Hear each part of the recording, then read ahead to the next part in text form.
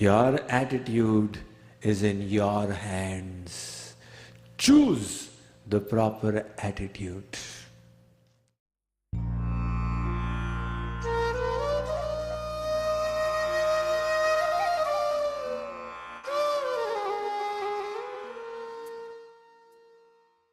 How to control attitudes? Firstly, we need to realize that we have a freedom, a free will to keep the attitude that we want. It is so easy to play the blame game. The cause of my bad mood is this. I am down today because this person said this. I am affected because this happened. My grandfather's granduncle passed away, so I am in depression.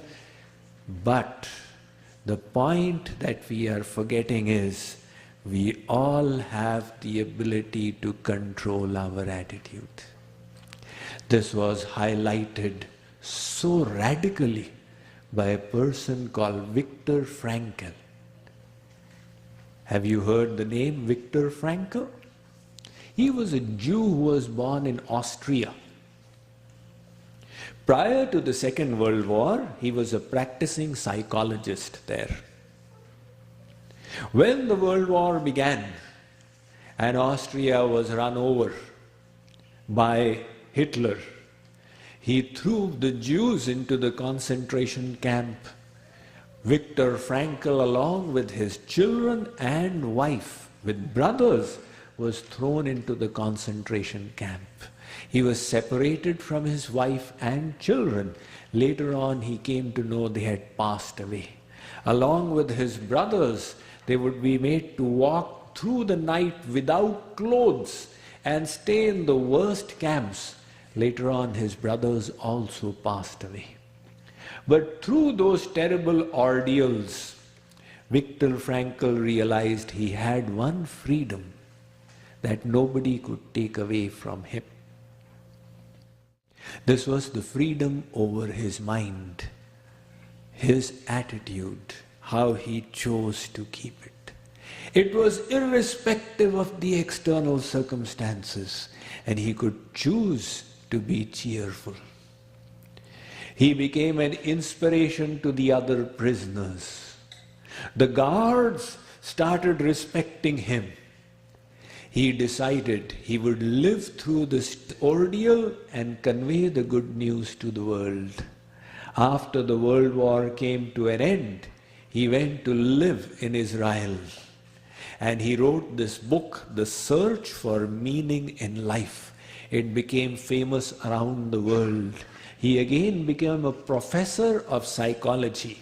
He received honorary doctorates from 15 universities in the world. But he revealed that ultimately we all have the free will to choose our attitude.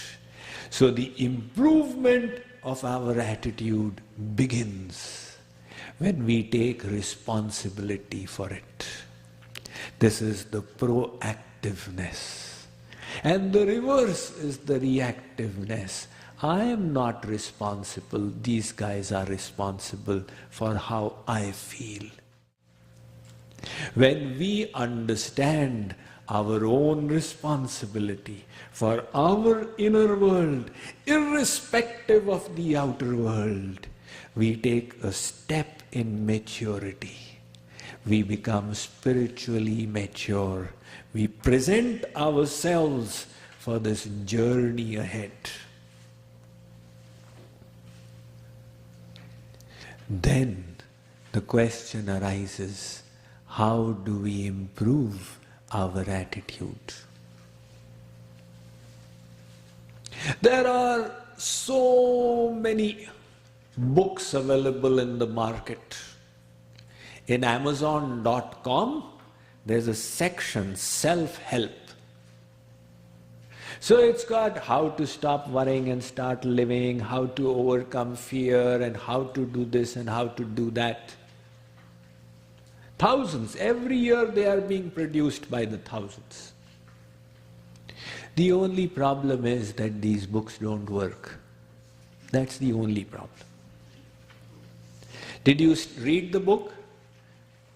What is the guy's name? Dale Carnegie.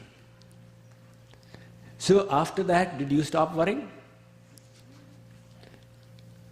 You know, these personal trainers in organizations, they employ personal trainers who conduct programs.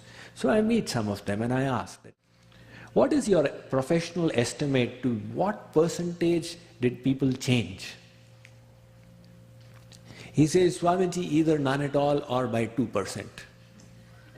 I said, if your program that is so heavily paid by the organization results in a 2% change in behavior, don't you think there's some defect, shortcoming in the program? It should make you think.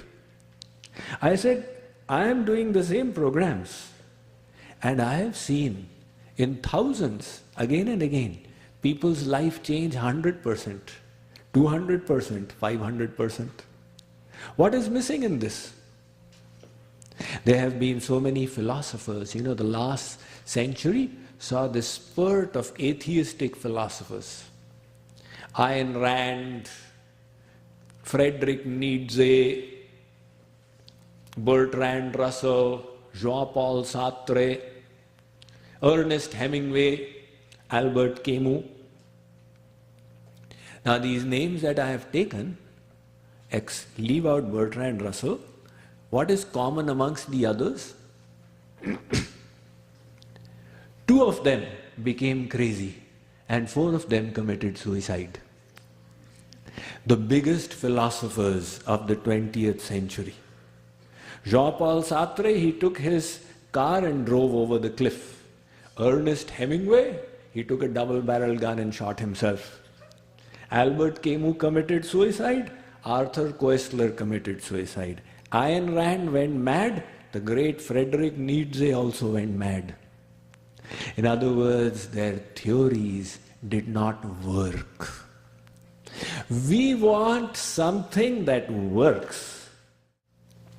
The attitude will change when the mind is purified. Without purifying the mind, you will keep struggling with the change of the attitude. To purify the mind, engage in devotion to the Lord. This may seem a bitter pill, but without devotion to the Lord, all these theories will not work. The Ramayana says, Prema bhagati jala binu raghurai abhiyantar mala kabahu na jai. He says, until you wash your mind in the pure water of loving devotion to God, the dirt from inside will not go. Sri Krishna explains in the Bhagavad Gita so nicely. He says, Mam cha yo vyabhicharena bhakti yogena sevate sagunan samatityaitan brahma bhuyaya kalpate. He says, Arjun, it is so simple. There are 3 gunas in Maya, Sattva, Rajas, Tamas. Maya has made your mind. The 3 gunas are in your mind. So the mind is unclean. How do you clean it? You attach the mind to the all-pure God. So simple. I am gunatit, beyond the 3 gunas. You attach your mind to the gunatit personality. Your mind will rise beyond the 3 modes of material nature. It will become cleansed. This instruction to love God is the foremost instruction. Not just because your grandfather said it, or it's something to do in old age. It is because it will help you improve your attitude. It will help you improve your performance in work. It will help you improve your health. I'm giving you the practical benefits.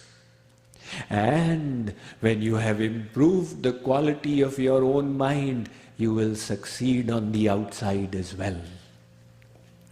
Only thing is, the religions, the great prophets, they put it simply. When Jesus was asked by his followers, Father, what is the most important commandment in the law?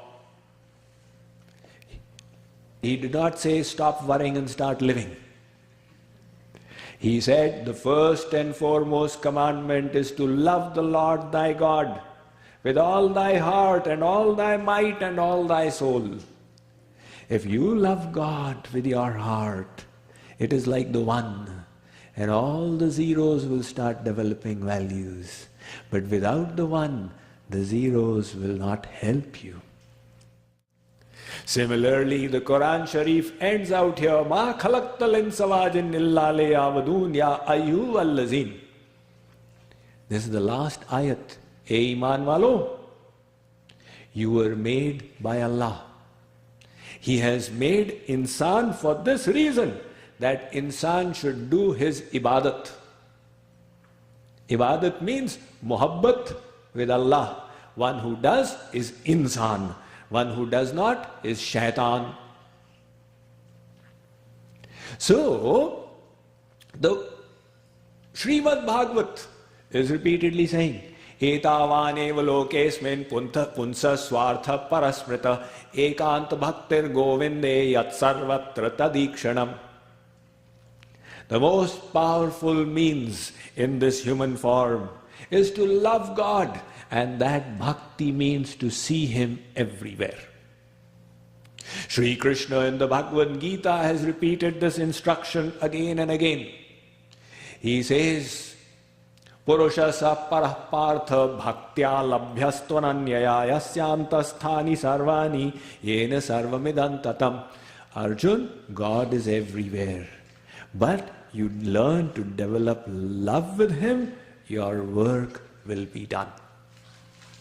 So, what we have understood today is the importance of the attitude. The change of attitude will change our experience of the outer world. This change of attitude requires the cleaning of the mind. And how do you clean the mind? The most powerful means is to develop love for God.